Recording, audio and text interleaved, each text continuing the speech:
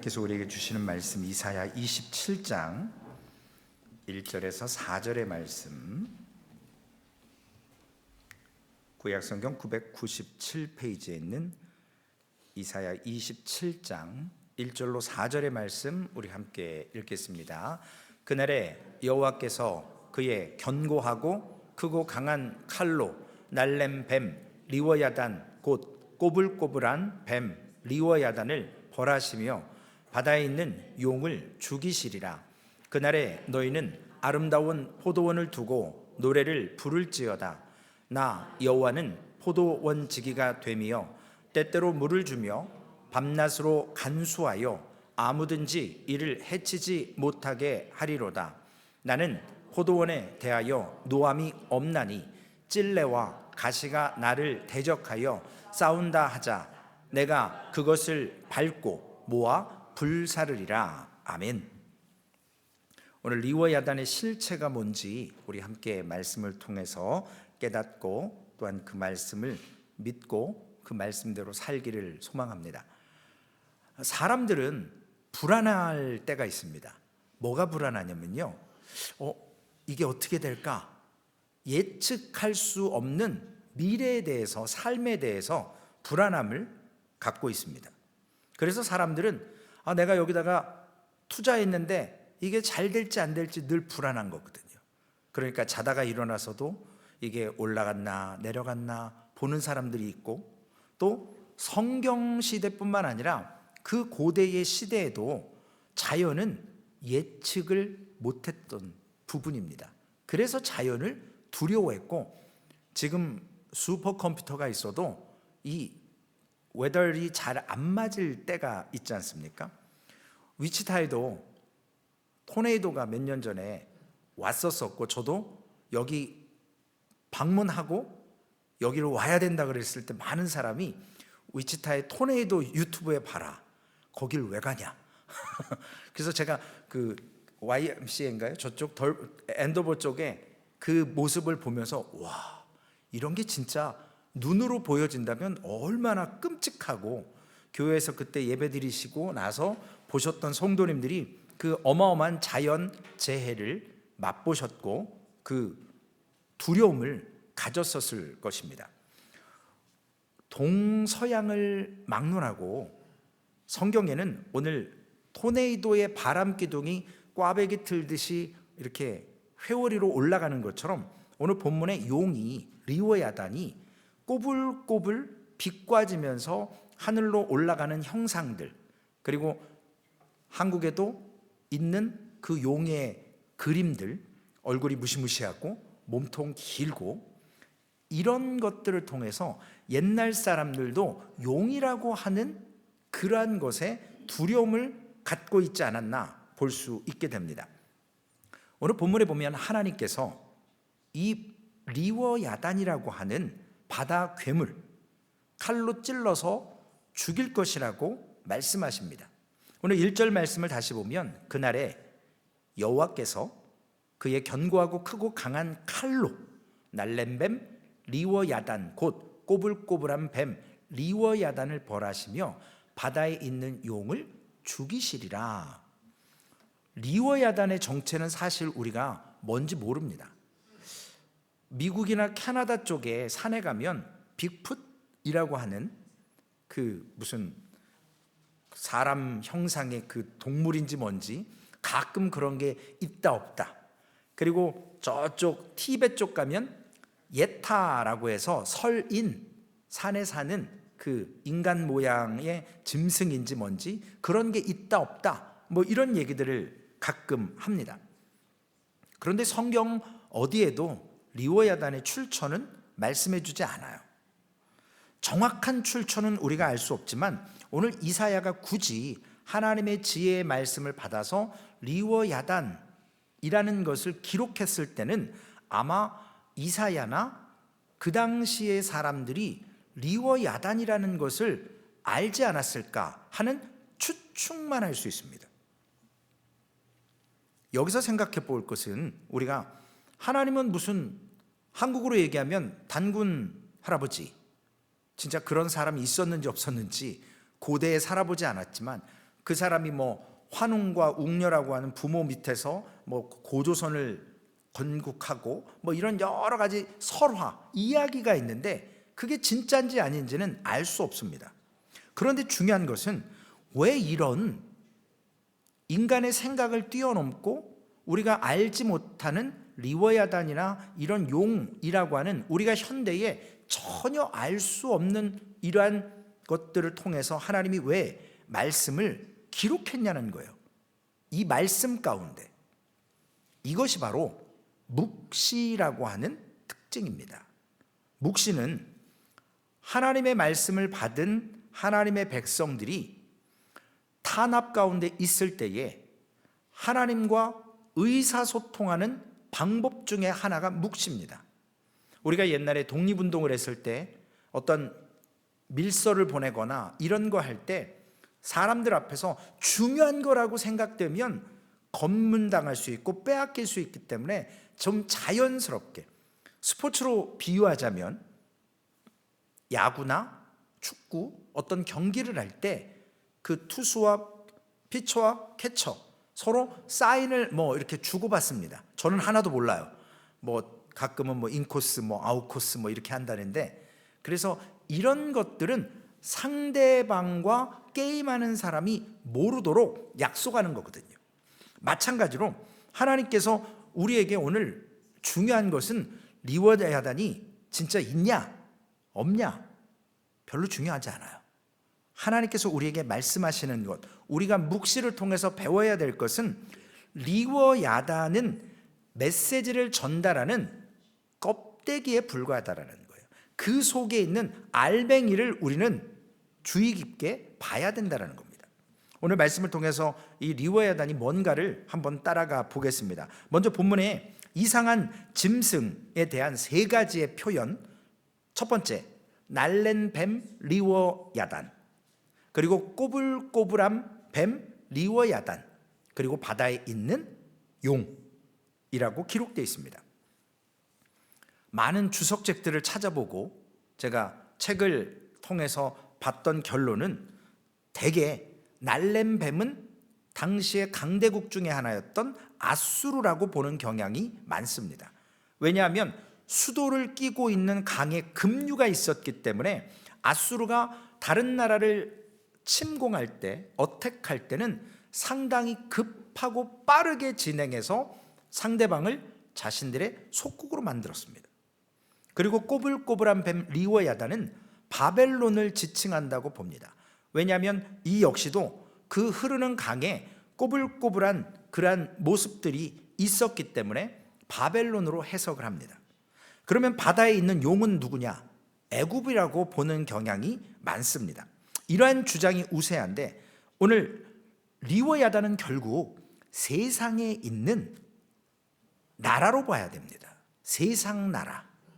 그리고 특히 세상 나라 중에서도 좋은 나라가 아니라 악하고 악으로 세워졌고 악으로 통치되는, 상징되는 나라, 그리고 정상적인 방법이 아닌 그런 불법으로 세워진 정권, 그리고 그렇게 세워져서 국민들을 억압하는 나라가 바로 리워야단이다라고 봐야 합니다.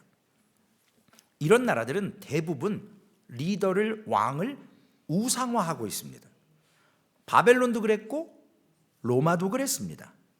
그 나라 뒤에 따라오는 그러한 모습들 가운데 반드시 악한 영, 리워야단과 같은 그러한 영들이 있어서 결국 이 사단, 뱀이라고 하고 용이라고 하는 권력 잡은 자를 격동해서 그 뒤에서 사단이 신의 자리를 찬탈하려 했고 마귀와 그의 부하들의 세력들이 있음을 얘기합니다.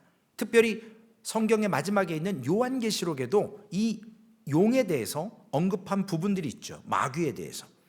계시록 12장 9절 말씀입니다. 큰 용이 내쫓기니 옛뱀 곧 마귀라고도 하고 사탄이라고도 하며 온 천하를 꿰는 자라. 그가 땅으로 내쫓기니 그의 사자들도 그와 함께 내쫓기니라. 사탄만, 우리가 생각했던 뭐 루시퍼 그 천사만 내쫓긴 게 아니고 그를 추종했던 영들도 함께 내쫓겼습니다. 그러니까 무리죠. 군대 같죠. 계시록 20장 2절에도 용을 잡으니 곧 옓뱀이요 마귀요 사탄이라 잡아서 1000년 동안 결박한다. 그래서 이제 여기에 신학적으로 뭐 천년 왕국이 전천년설이냐 후천년설이냐 이런 얘기들이 나옵니다. 고대에 성경 시대에 있었던 이러한 괴물과 같은 아수르 나라, 바벨론 나라들은 바로 성경이 이야기하는 용, 그리고 이런 용들은 한 사람 두 사람 삼키는 게 아니라 나라와 제국을 삼켜버리는 그러한 능력이 있었습니다. 북이스라엘은 아수르에 의해서, 즉 아수르라고 하는 용에 의해서 삼켜졌고, 남유다도 곧 바벨론이라고 하는 용에게 삼켜지게 되는 결말을 이사야는 지금 앞으로 남유다가 멸망할 것을 믿음의 눈으로 미래의 시선을 통해서 바라보면서 이야기하는 내용입니다. 용의 생김새, 리워야단의 생김새를 표현할 때 빠르다, 그리고 꼬불꼬불하다 라고 이야기하는 것은 그만큼 힘이 있다라는 것, 예측할 수 없고 변덕이 있다라는 것입니다. 또한 자신들의 욕심을 채우기 위해서는 물불을 안 가리는 그러한 빠른 공격, 그것을 통해서 남들을 박해하고 점령하는 것이 바로 리워야단의 실체라는 것입니다. 오늘 이사야는 유다 사람들이 이 리워야단의 뱃속에 이미 잡혀서 들어가 있다라는 식으로 바라봅니다. 그래서 하나님의 그 단단한 칼로 그 뱀을 잘라서 그 뱃속에 있는 유다 사람들을 어떻게 꺼낼 것인가? 사람으로는 하지 못하죠. 오늘 본문에 있는 것처럼 하나님께서 하셔야 됩니다. 견고하고 크고 강한 칼로 그 날렘 뱀, 그 용을 죽일 것이다. 그런데 장소가 바다다라고 얘기가 나오죠. 우리는 바다가 미지의 세계잖아요. 뭐 깊이가 에베레스트 산보다 훨씬 더 깊은 깊이가 있다고 하더라고요. 깊은 곳은 사람이 추측할 수 없는 세계를 의미하는 것입니다. 그리고 이것은 세상 사람들이 주장하는 영의 생각들이 바다와 같다라는 의미, 즉 영적인 존재들, 타락한 영의 본거지가 바로 바다라는 의미로 오늘 기록이 되어 있습니다. 그래서 그 용의 심장을 찔러야 이 뱀이, 용이 죽을 텐데, 우리가 군대에서도 북한에서 어떤 포격을 하면 원점을 타격해 버리거든요. 딴 데 엄한 데다가 쏘는 게 아니라 어디에서 쏴졌는지 딱 추측해서 거기를 정밀 타격하게 되어 있습니다. 마찬가지로 본거지를 타격해야 용에게 치명상을 줄 수 있고 용을 제거할 수 있는데, 오늘 이 메타포라고 하죠. 비유적인 얘기 말고 우리로 돌아오면 오늘 리워야단, 어떻게 용을 없앨 것인가? 이것은 결국 우리의 마음을 바꾸면 되는 거예요. 우리가 어제도 마태복음 5장 산상수훈 말씀을 통해서 봤을 때, 신약은 하나님의 말씀을 우리 마음판에 신비에 새겼다 그럽니다. 구약은 돌판에 돌비에 새겼죠. 우리가 범죄하고 살인하고 사람을 미워하는 이런 모든 음란한 이런 것들은 행위가 아니라 구약은 행위예요. 그래서 현행법으로 잡히면 돌로 즉결 심판했습니다. 돌에 맞아 죽었어요. 그러나 신약 시대는 행위가 아니라 마음에서 생각만 해도 이미 친구를 바보라고, 나쁜 놈이라, 나가라 이렇게 얘기하면 이미 그게 살인죄라는 거예요. 내 아내 말고 다른 여성을 보고 음란한 생각하면 이미 간음죄를 졌다라는 거예요. 마음으로 먼저 죄가 시작되는 겁니다. 그래서 오늘 리워야단이라고 하는 이 뱀이 세상에 들어오게 된 것은 물론 우리가 알 수 없는 형체지만 인간의 죄 때문이라는 거죠. 사탄이 하와를 통해서 선악과를 아담과 함께 따먹게 하면서 죄가 들어와서 결국은 우리 인간들이 이 죄의 사단의 지배에서 벗어나는 유일한 길은 우리가 죽어야 되는데 우리가 죽으면 허망하게 끝나버리니까 누군가 우리를 대신해서 우리의 죄값을 대신 지불하고 하나님의 용서를 받아내서 우리의 마음이 바꾸어 전적으로 하나님을 신뢰하면 그 모습 속에서 용은 리워야다는 우리에게 능력 있게 행하지 못한다라는 것입니다. 결국 용 리워야단이 중요한 것이 아니고요, 하나님과 나와의 관계가 중요하다라는 거예요. 교회도요, 이 관계가 무지하게 중요하거든요. 어떤 불편함이 있으면 참 힘들어요. 제가 오늘도 사모에게 그런 얘기를 했습니다. 여보, 몸 힘든 게 나아 마음 힘든 게 나아? 당연히 몸 힘든 게 나아요. 마음 힘든 건요, 이건 방법이 없어요. 상대방이 죽든지 내가 죽든지 둘 중에 하나가 죽어야 돼요. 영적으로 포기해야 돼요. 그래서 차라리 육신이 아픈 것은 시간이 어느 정도 지나면 건강이 회복되면 괜찮아져요. 그런데 마음은 상처를 받고 이것이 회복되고 이것이 온전한 옛 모습으로 회복되는데 오랜 시간이 걸리고, 회복되어도 트라우마라는 게 남아서 사람은 심리적으로 많은 고통과 어려움을 겪게 됩니다. 결국 하나님과 우리와의 관계가 중요하기 때문에 이 관계만 회복되면 리워야다는 힘을 발휘하지 못하고 용은 죽게 되어 있습니다. 마귀 사탄은 떠나가게 되어 있어요. 그래서 우리는 우리 스스로 풀 수 없는 많은 문제가 있지 않습니까? 질병과의 전쟁이 있죠. 물질과의 전쟁도 있어요. 또한 중독과의 전쟁도 있습니다. 인간관계에 그러한 전쟁이 있고, 스스로 자신 힘으로 도저히 벗어날 수 없는 그러한 몸부림을 쳐도 벗어날 수 없는 올무 같은 것이 있습니다. 이것이 바로 오늘 본문에서 얘기하는 리워야단이고 용이고 바로 죄라는 것입니다. 선지자 요나가 얼마나 큰 물고기인지는 모르겠지만 사람을 삼켜버렸다고 그랬죠. 그래서 그게 고래냐 뭐 시메어냐 뭐 별소리 많은데 우리는 그게 어떤 종류의 물고기인지 it doesn't matter, 관심 없어요. 그게 리워야단일 수도 있어요. 왜냐? 영적으로 보면 요나가 하나님의 말씀에 불순종하고 다시스로 도망갔을 때 그가 제비를 뽑아서 자신을 던져라. 그래서 물고기 뱃속에 3일 동안, 즉 예수 그리스도의 십자가의 죽으심과 부활의 기간 동안 물고기 뱃속에 있으며, 그가 어떻게 했습니까? 자신 스스로는 그 물고기 밖으로 나갈 능력이 없어요. 그런데 그가 그 물고기 뱃속에서 했던 일이 뭐죠? 하나님의 말씀을 붙잡고 하나님께 기도했습니다. 말씀을 생각하며. 그때 하나님께서 이미 끝난 인생이고 죽은 인생이고, 요나가 풍랑 가운데 빠졌을 때 배에 있던 선원들과 사람들은 이미 요나는 끝난 인생으로 죽은 것으로 치부할 수밖에 없었습니다. 그럼에도 불구하고 하나님께서는 그의 관계가 하나님과 회복되었을 때 그의 생명의 불씨를 키워주셨고, 그의 입에 찬양이 나왔을 때 그를 물고기가 토해내서 니느웨로 가게 하는 역사적인 놀라운 사건이 있었습니다. 그것이 요나서 2장 9절의 말씀이죠. 나는 감사하는 목소리로 주께 제사를 드리며 나의 서원을 주께 갚겠나이다. 구원은 여호와께 속하였나이다 하니라.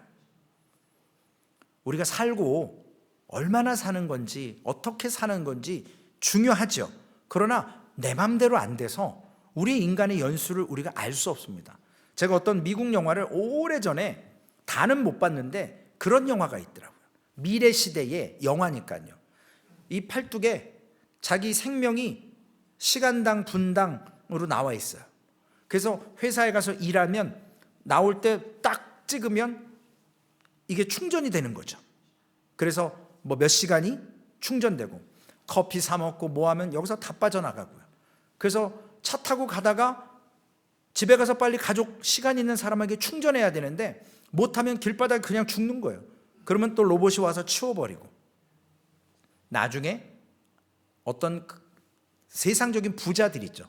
그 사람들은 상상을 초월하는, 신체는 늙지 않나요? 신체는 늙지 않아요. 변하지 않아요. 그러나 이 시간을 갖고 있으면서 몇백 살이라는데 영화니까요. 얼굴이 아직도 30대예요. 그러니까 할아버지나 아버지나 아들이나 손자나 다 젊어요. 왜냐? 늙지 않으니까요.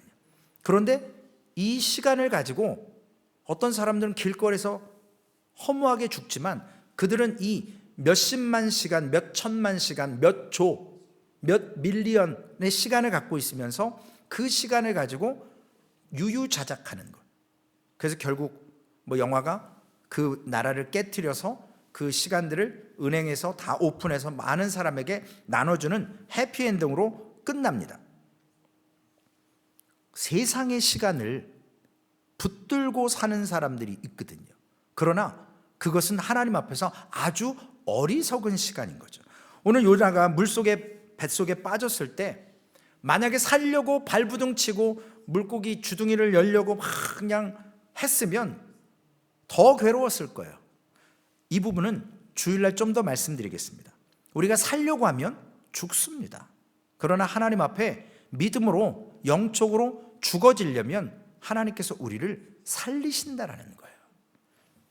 전적으로 하나님의 말씀을 붙들 때 이때에 리와 야단의 배에서 구출을 받게 됩니다. 가장 절망적일 때, 하나님을 신뢰할 때 생명을 다해서 하나님만 붙들어야 우리는 이 험악한 세상에서 악한 보이지 않는 영적 존재 사탄과 마귀와 그의 수하들에게 사로잡히지 않을 수 있습니다. 사람이 무서워했던 이 리와 야단은 어디서 나왔겠어요? 물론 죄로부터 시작됐겠지만 결국 사람의 머리에서 나올 수밖에 없습니다. 왜냐? 인간은 악한 상상의 모습들을 실제 가상 현실과 같이, 저는 아직 안 해봤는데요, 그 무슨 게임이 있다고 그러더라고요. 이렇게 여기다 헤드셋 딱 끼고 막 하면 뭐가 막 날라와서 이렇게 막 하는 그런 게 있다고 그러더라고요. 그래서 어떤 고층 빌딩에 세워놓고 그 난간을 걸어가게 하다가 여기 다 거실이에요. 근데도 실제와 같은 느낌이어서 고층에서 떨어질 때 막 사람이 막 자지러지고 막 소리 지르고 그러는, 제가 그 모습을 잠깐 봤었거든요. 우리에게 보이지 않는 영적 존재들, 사탄 보이지 않습니다.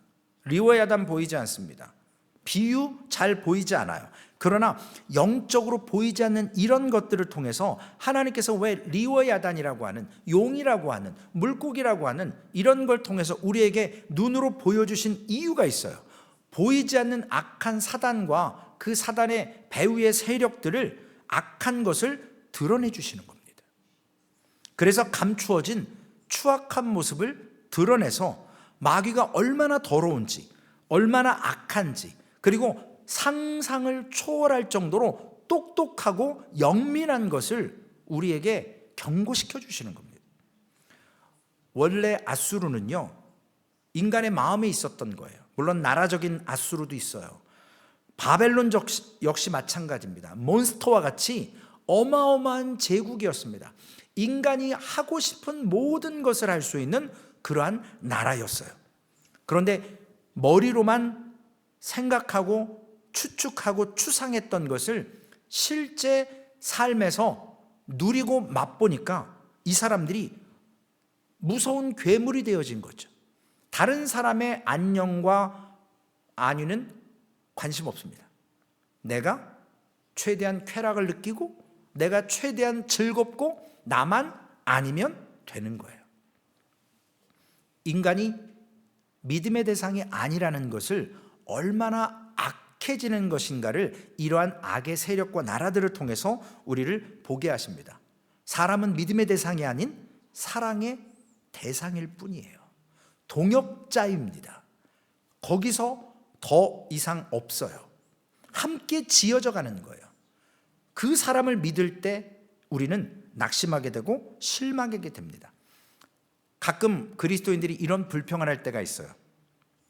아니, 하나님은 왜 우리의 머리털까지도 세셨고 우리의 심령을 감찰하셔서 우리 마음의 깊은 곳까지도 아시기 때문에 우리를 너무 간섭하신다.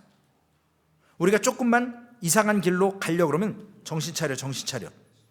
옳은 길로 이끄시려고 경고하시고 상황을 어렵게 하시고, 그래서 불평하는 사람들이 왕왕 있어요. 그런데 만약에요, 여러분, 그런 하나님의 간섭이 없으시다면 우리가 얼마나 무서운 몬스터 괴물로, 짐승으로 타락하겠습니까? 그 죄는요, 끝이 없다 그랬습니다. 한번 지난주에 말씀드렸죠. 브레이크가 파열된 것처럼 그 가속력에 의해서 그 힘이 다할 때까지 끊임없이 죄의 방향으로, 나락으로 떨어지게 되어 있습니다. 오늘 본문의 말씀에 이런 괴물들의 악한 영의 존재에 대해서 이야기하다가 2절에 갑자기 그날에 너희는 아름다운 포도원을 두고 노래를 부를지어다. 나 여호와는 포도원 지기가 되며 때때로 물을 주며 밤낮으로 간수하여 아무든지 일을 해야지 못하게 하리로다. 이사야서 5장에 나와 있었던 말씀이 또 오늘 27장 부분에 포도원에 대한 얘기가 나옵니다. 일명 포도원의 노래라는 부분이에요. 포도원은요, 리워 야단과 마찬가지로 상징적인 표현입니다. 하나님께서 이스라엘 백성들 공동체에게 원하셨던 것은 뭐냐면요, 새로운 삶을 살라는 거죠. 요즘 출애굽기나 에베소서나 골로새서나 마태복음을 쭉 보시면 하나님의 한 분의 말씀이니까 똑같죠. 거기에 나오는 게 뭐냐면 새로운 마음, 새로운 삶. 우리가 왜 설교를 듣습니까? 왜 하나님의 말씀을 읽습니까?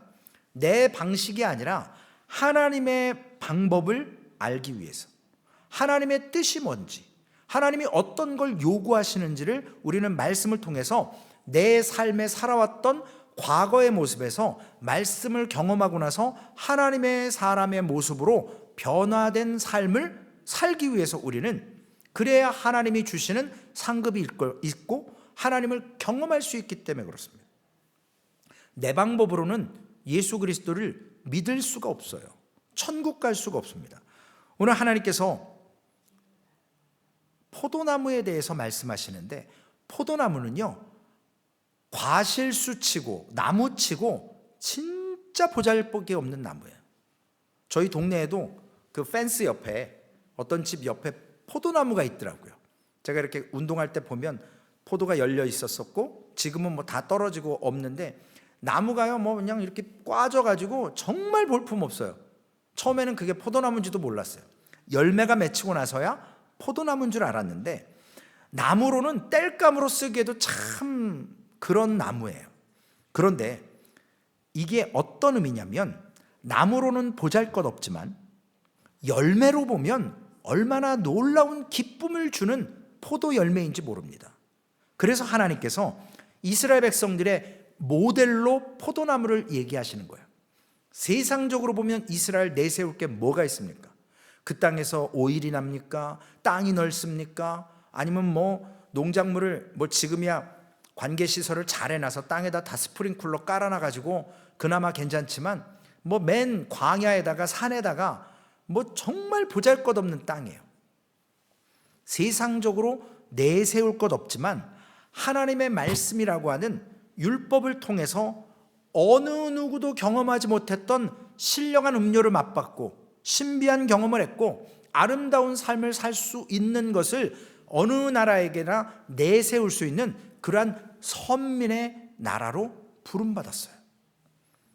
그걸 하나님은 아름다운 삶을 사는 걸 원하셔서 주셨는데, 오늘 말씀을 통해서 그들의 모습이 어떠했냐라는 거죠. 때때로 하나님께서 적당하게 필요한 체험을 허락해 주셨습니다. 농부들은요, 과실수를 심을 때 딱 하나 목적밖에 없습니다. 열매를 얻기 위함밖에 없어요. 제가 올해 사과나무를 서리를 당해갖고 얼마나 아쉬운지 몰라요.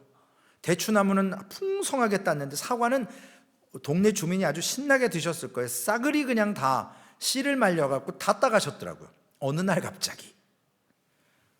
성도님들 맛도 못 보셨어요. 우리는 그 열매를 먹든 안 먹든 상관이 없지만 누군가 먹어서 좋겠죠.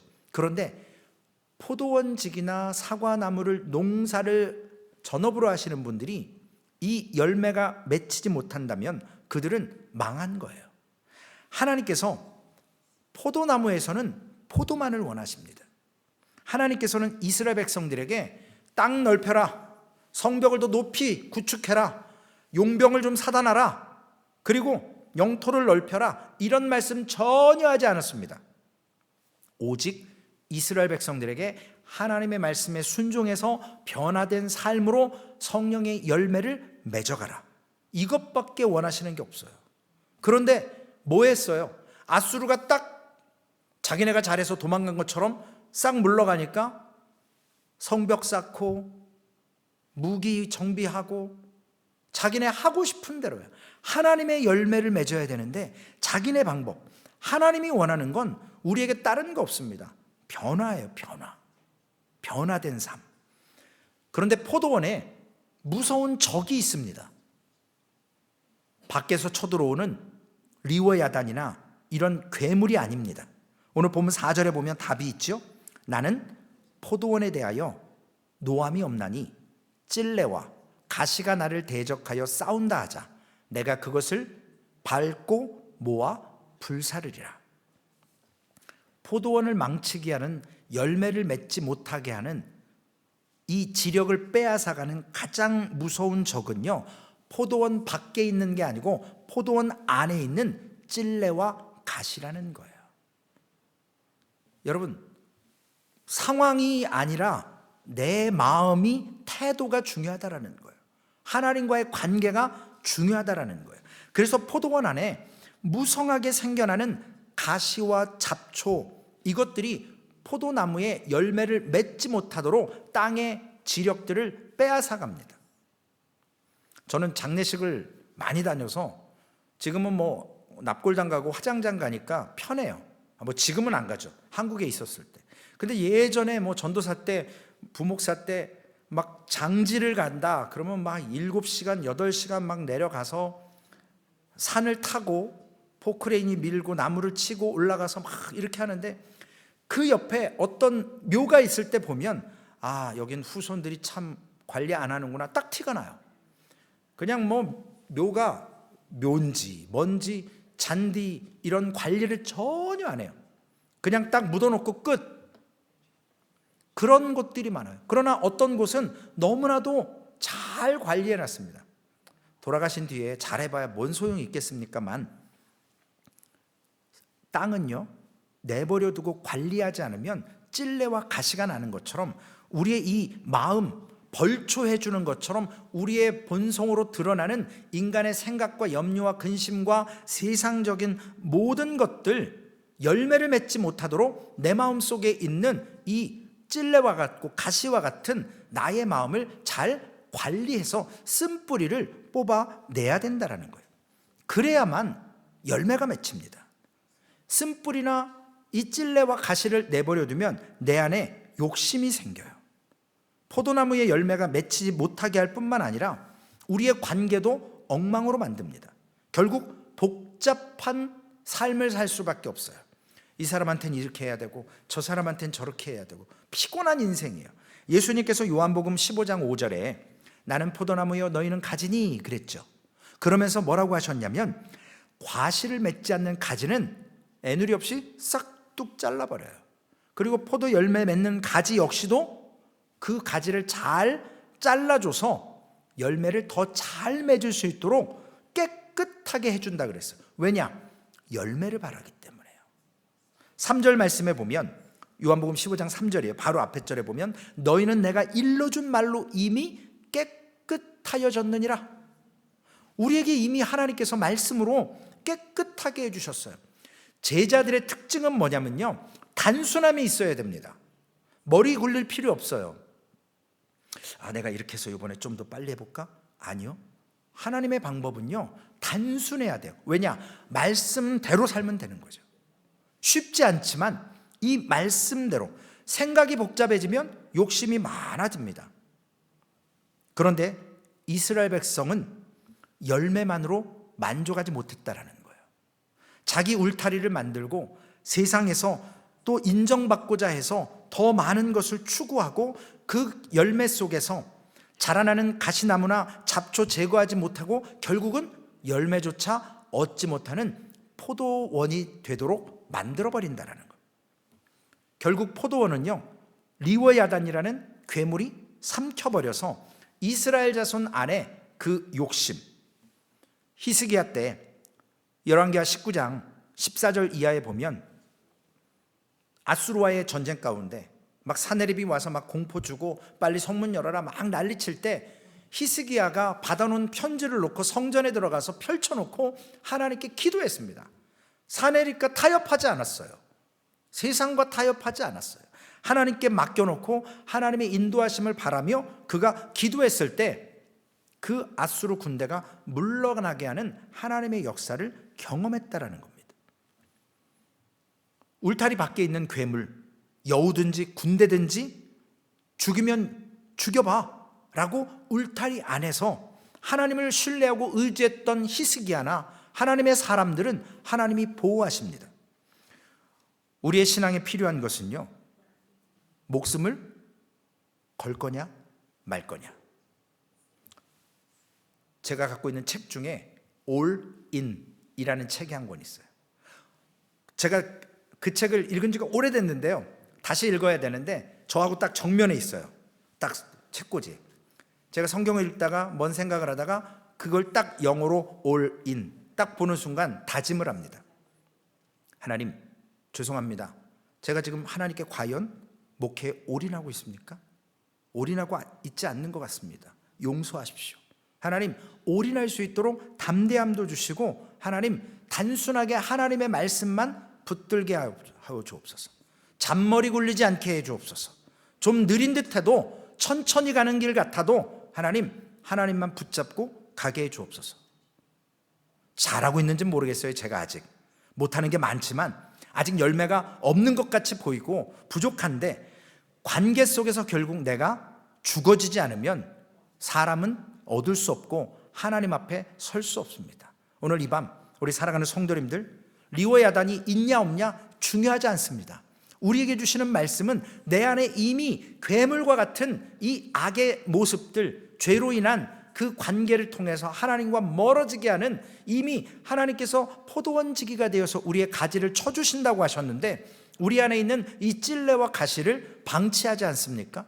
오늘 그 쓴뿌리를 제거하고 가지치기를 통해서 하나님 앞에 관계 속에서 내가 먼저 나를 인정하고 죽어서 하나님을 얻고 사람을 얻고 정말로 하나님이 나를 창조하신 목적대로 살아내시는 우리 소망교회 되시기를 주님의 이름으로 부탁을 드리겠습니다.